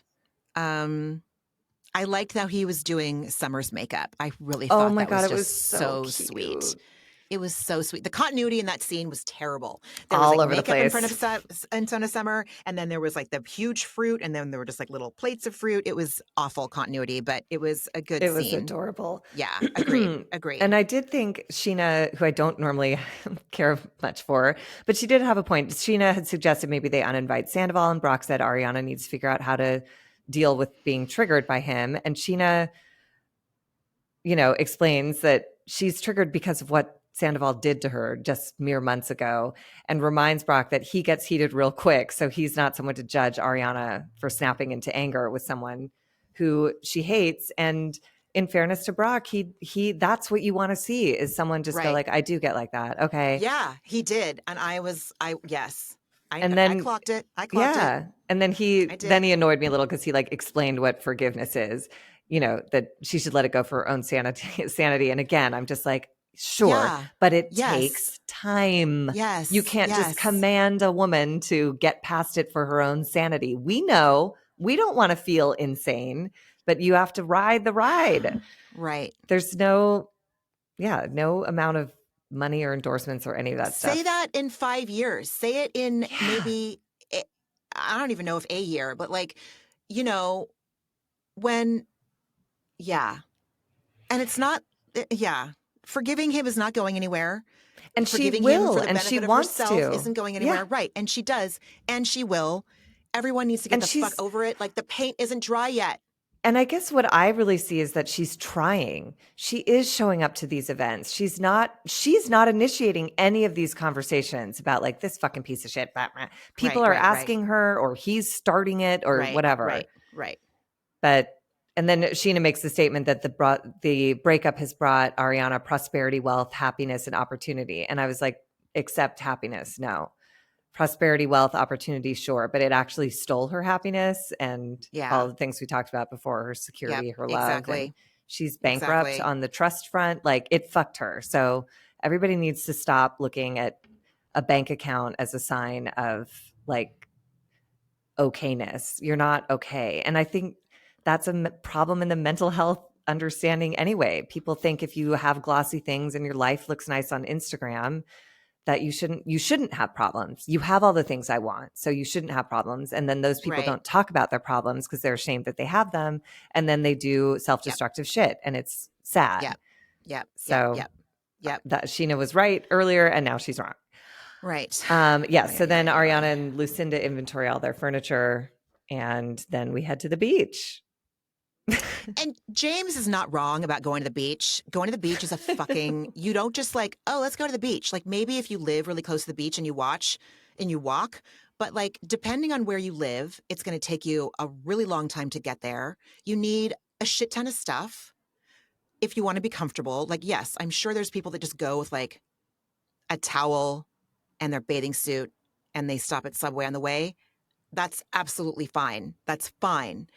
I need sunscreen, water, drinks, snacks, a towel, shade. Like, you all need a fuck ton of stuff to go to the beach. It is so, I would get anxiety over going to the beach.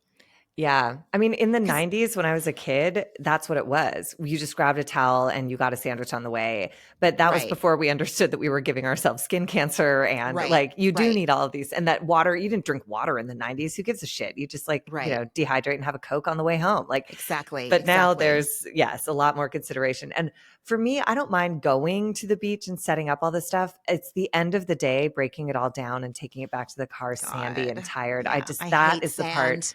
The tired part at the end of the day is what kills me. Plus it's Yeah, over and I get like a big emotional, like my heart hurts when like I've had a good day and it's over. And then yeah, the yeah. added insult of having to carry all my shit back to close down my Yep. fun day is, Oh, yeah, God. it's Yeah. No, it's totally. it's a whole thing. And I do love that the production made them do it all. Because I would have thought production would just set them up at the beach and then they'd just show up. But they were like, no, you guys carry your giant tent and you set it all up. And I love that. I asked Josh last night when we were watching. I'm all, am I high maintenance? Because I agree with James. And he's like, yeah. I'm like, okay. You know what? It's fine. I don't care. I am high maintenance. I am high maintenance. I need a lot of shit to be at the beach and be comfortable. Yeah. You know? Especially for a whole day. If you go for like a couple hours, just like get some sun and listen to the waves, no big deal. But this whole thing, anyways. Yeah. It was. Everyone starts arriving, and Ariana, this made me laugh, said she knows Sandoval is coming because she saw his stripy crochet thing in the dryer, and I laughed out loud. That was so funny. And lo and behold, he walks up in his stripy crochet thing to announce that he's going to a singles event on Saturday. He's so rude. He's just Why would he talk about this in front of her? Like, so fucking rude.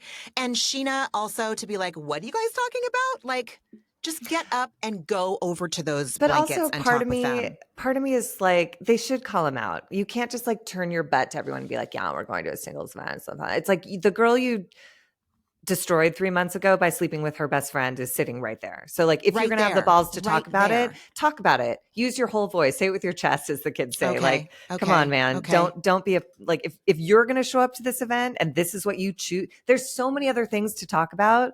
But if you're going to choose this, then like, let us see your whole ass. And he sure did show it. He really did. He really did. Says he and Katie are the same. And I just said he is in denial.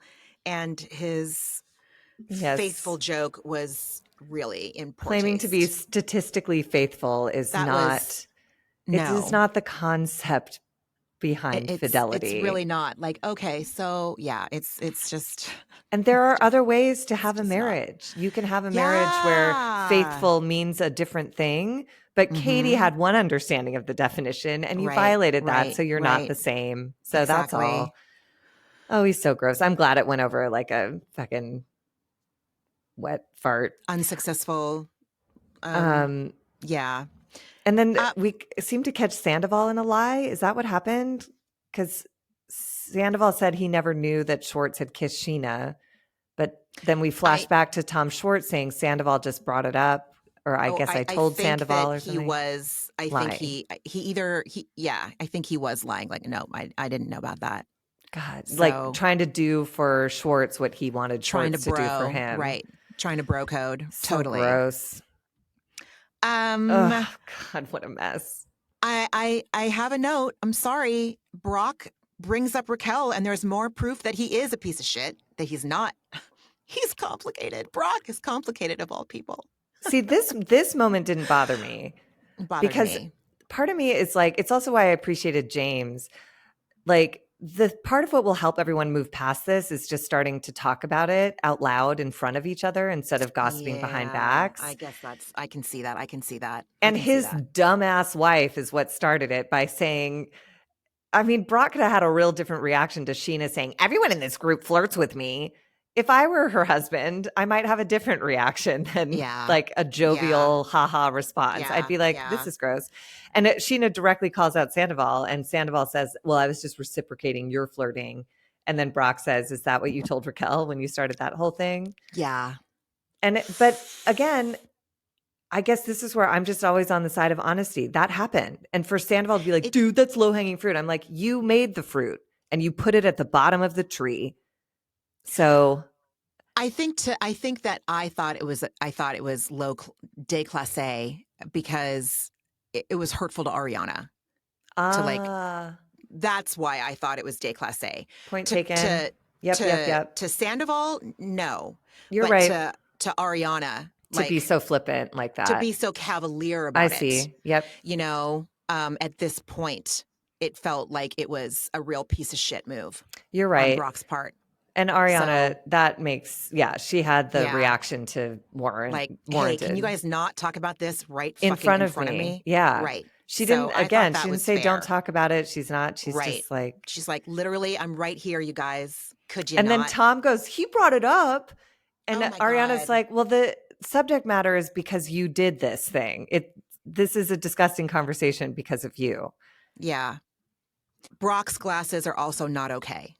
Oh, I didn't notice them. What are they? What were they? They were just Were they like super thin or no big? no. And they were like base. Yeah, they were like the super big version of the super thin. Like they were just not cool. They were He just is. like they were not. And I love a bold eyeglass choice. Like I I know. fucking love a bold frame, a bold tint or whatever. But no, it was bad. It I was mean, bad. he dresses He takes unintentionally for risks. comedy.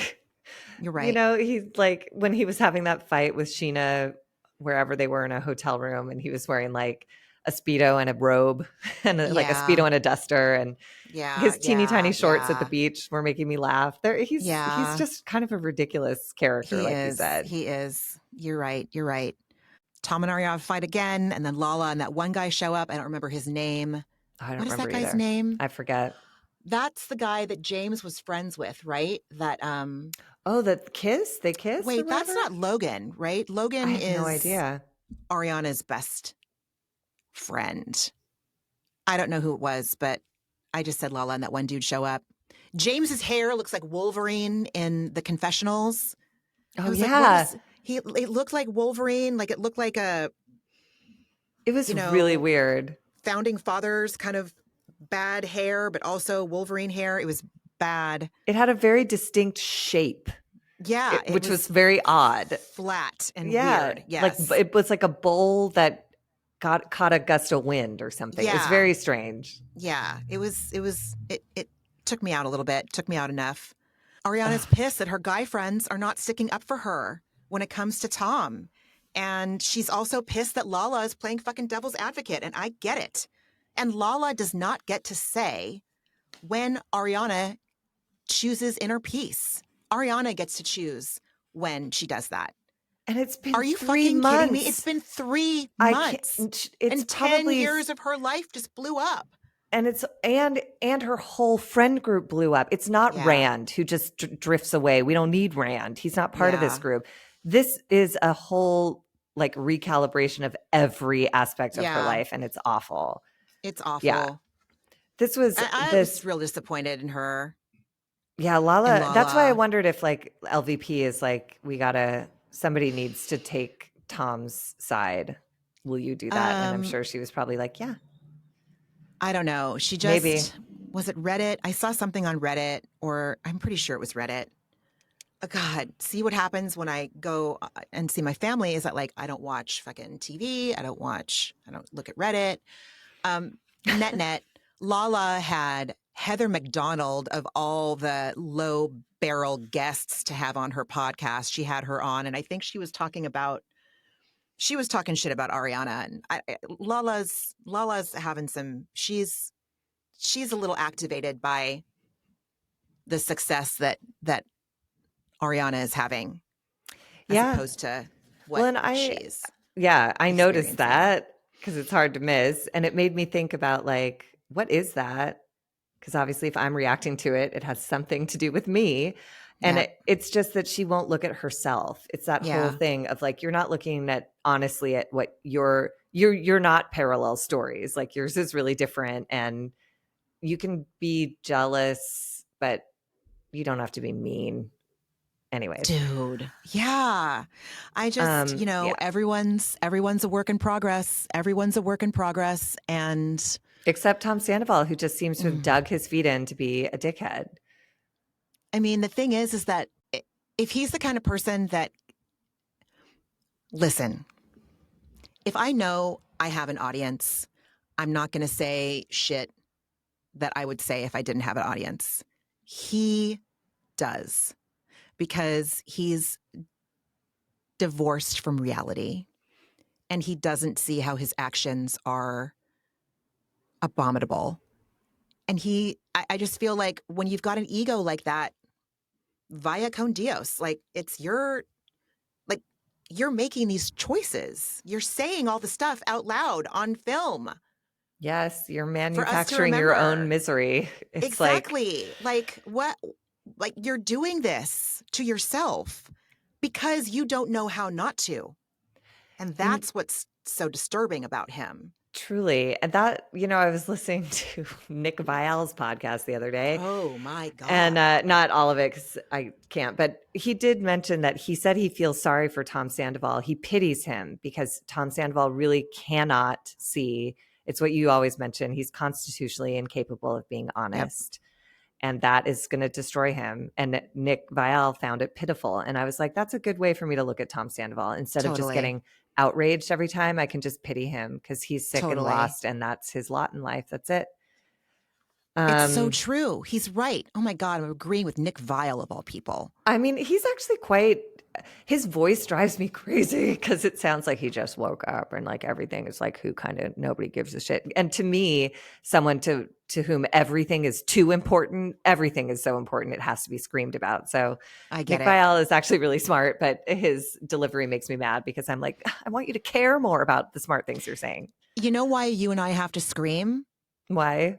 Because no one listened to us No. growing up. I remember screaming one time and not being listened to. I stood between them and screamed. I was crying. I screamed, "Stop fighting." And it was like I was invisible. I was a ghost. They just Right. kept going. And then I walked away and that was it. You're right. That was the Right. last time I screamed Yeah. because it was futile Yeah. and it was so There's, important and nobody listened. So I was like, you're just, I mean, the fact that my voice was raised was acknowledged, but what I was saying, like, it didn't matter. right. No one heard. No one heard us. So yeah, you have to fucking scream and repeat yourself and, repeat yourself over and over. Cause no one is going to hear me. No one is going to hear me. Vanderpump Rules, y'all, an hour and 40 minutes.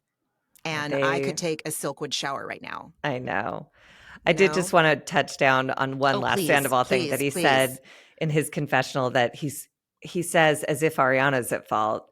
He says, I had this delusional idea that we'd be even more civil breaking up than Tom and Katie. And I just wrote, totally delusional. And again, you could have been, if you hadn't cheated, you could have been the North Star for a civil breakup, but you fucked Raquel, made Ariana goes to couples counseling, let her believe things were getting better. Then she found a video of you having FaceTime sex with her friend. So yeah, dude, you're delusional. While she's doing, like she's doing egg retrieval and I freezing. know. So Just to, at right. his behest. She didn't And want she to. doesn't He want to wanted the have kid. kids, but Right. she's like, listen, I'm going to keep it as an option. So yeah, dude. And Oh my God. Oh my God. I did appreciate Ariana calling out directly, imploring the guys to step in on to keep Sandoval in check because he's such a misogynist that he requires men to tell him Yeah, to back dude. off and be respectful. And then she had a couple more things that she said that were like, again, if you strip the anger out of them, it's heartbreaking. She said, he has no problem talking shit about me. He's the one who ruined my entire fucking life.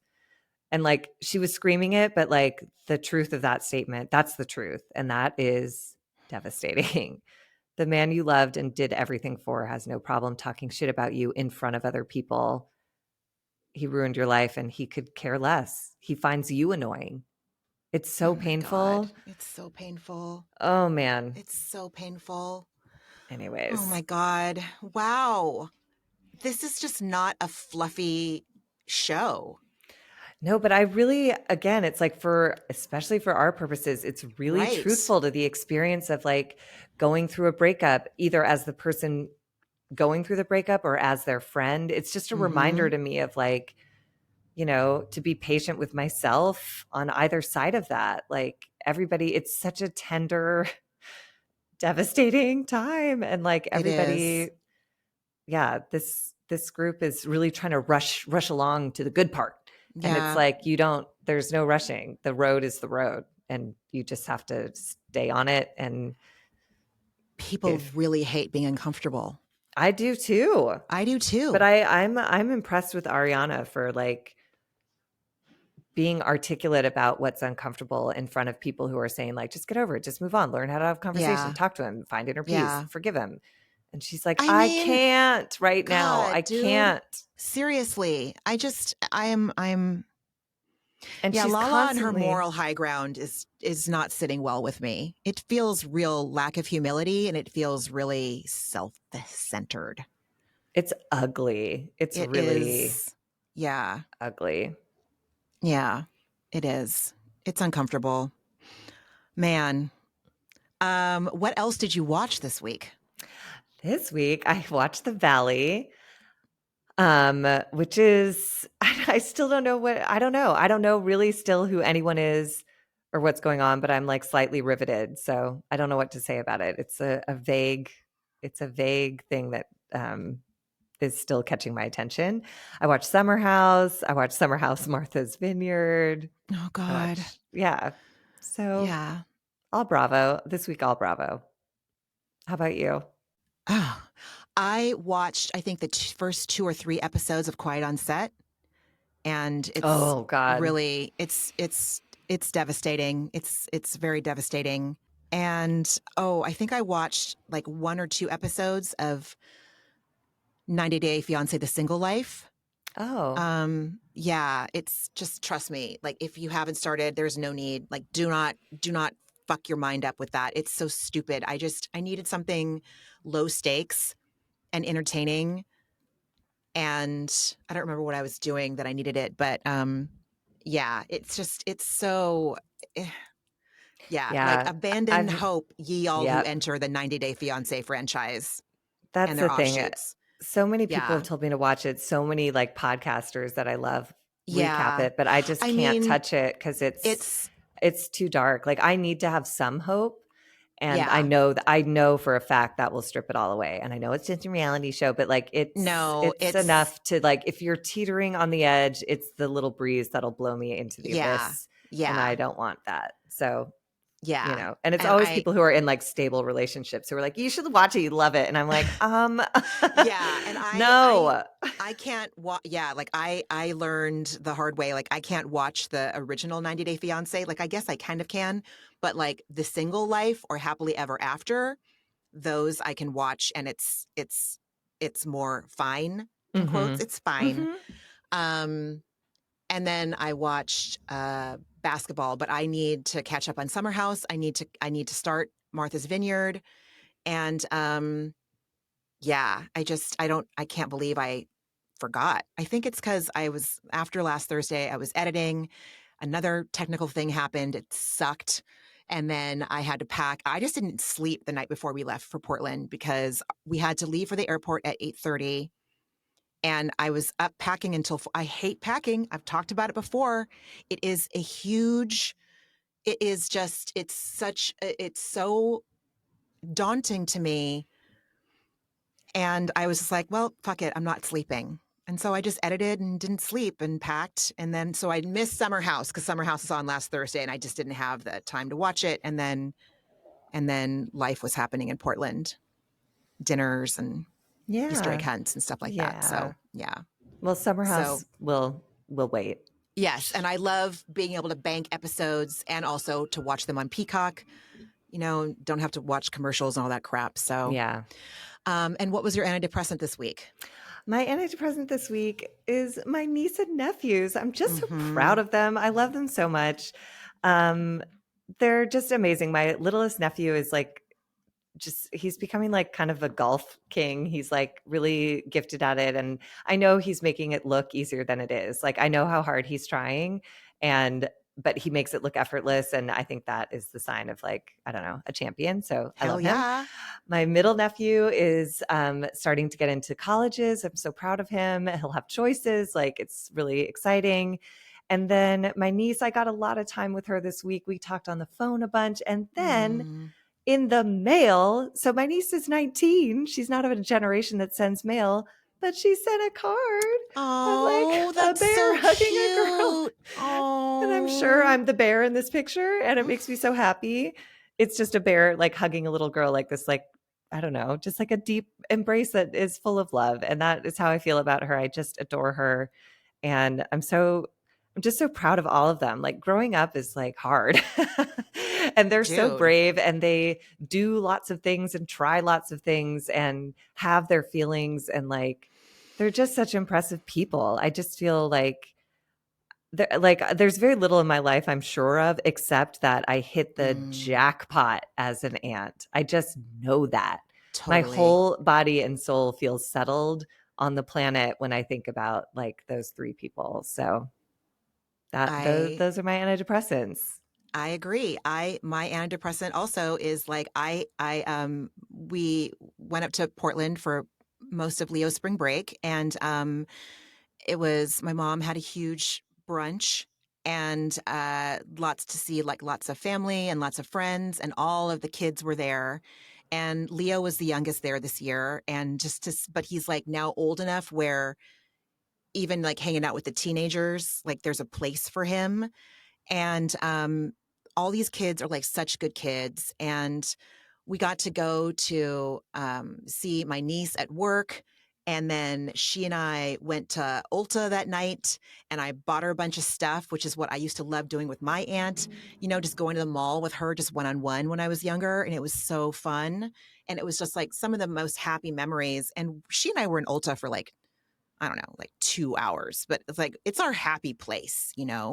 And just seeing that younger generation be free from the bullshit that we were all raised with for the most part, like the truly toxic parts, like me, my sister, my friends, like we all broke generational traumas. Yeah. And so this generation that we're watching grow up, generations, I don't know which one's a Z, which one's an alpha. It's just really heartening, and it's weird to feel like the old person now, I know. because it still feels like so close in my rearview mirror when someone was like, "Oh, you're just growing up to be such a great young person." And I'm all, Mhm. mm-hmm. And now I'm Mhm. like, oh my God, I'm the same person saying that shit. Like, is what I'm saying to them going to sink in? Maybe it will. They seem different. They seem different than we were as young people. Yeah. So, I mean, they do. I think what's like amazing and so challenging is like, I think you're right. Lots like our generation, we did a bunch of work on ourselves. So we're not passing along the same traumas, but they yep, have their own. And they I'm so do. mad at the world for like not I being know. gentler with people who are so deserving of I like know. ease and I know. joy all the time. God damn it. But Yeah, that's life. it's That's what connects us. We're all human, and that it's all of exactly. those feelings that are, keep the playing field level. Totally. So, they get they get to be anxious and depressed about different things. Social media. Hey. Great. Yes. Wonderful. But yes. But yes, thanks the universe for the nieces and the nephews. Yeah. Wow, another super long episode of A Therapeutic Dose, because Vanderpump Rules clearly triggers a lot in the both of us, activates a lot, touches on a lot, like we Mhm. can relate a lot. So thank you for listening. And again, rate, review, subscribe. Follow us on Instagram at A Therapeutic Dose. You can find me at lady_Higgy. Margee, would you like to give out your socials? Oh, sure. I'm at Margee McGee or at Evelyn_wears_outfits. Yes. And And you're those are Evelyn just has a TikTok dog, too, and right? Evelyn has TikTok and YouTube. Yes. She's a multi-platform dog and outfits. She's So doing better than me. Yeah. she's ridiculous, but everyone take care of yourselves, Yeah. and we will talk next week. We will talk next week. Hang in there, everyone. All Yeah. right. Bye. Bye.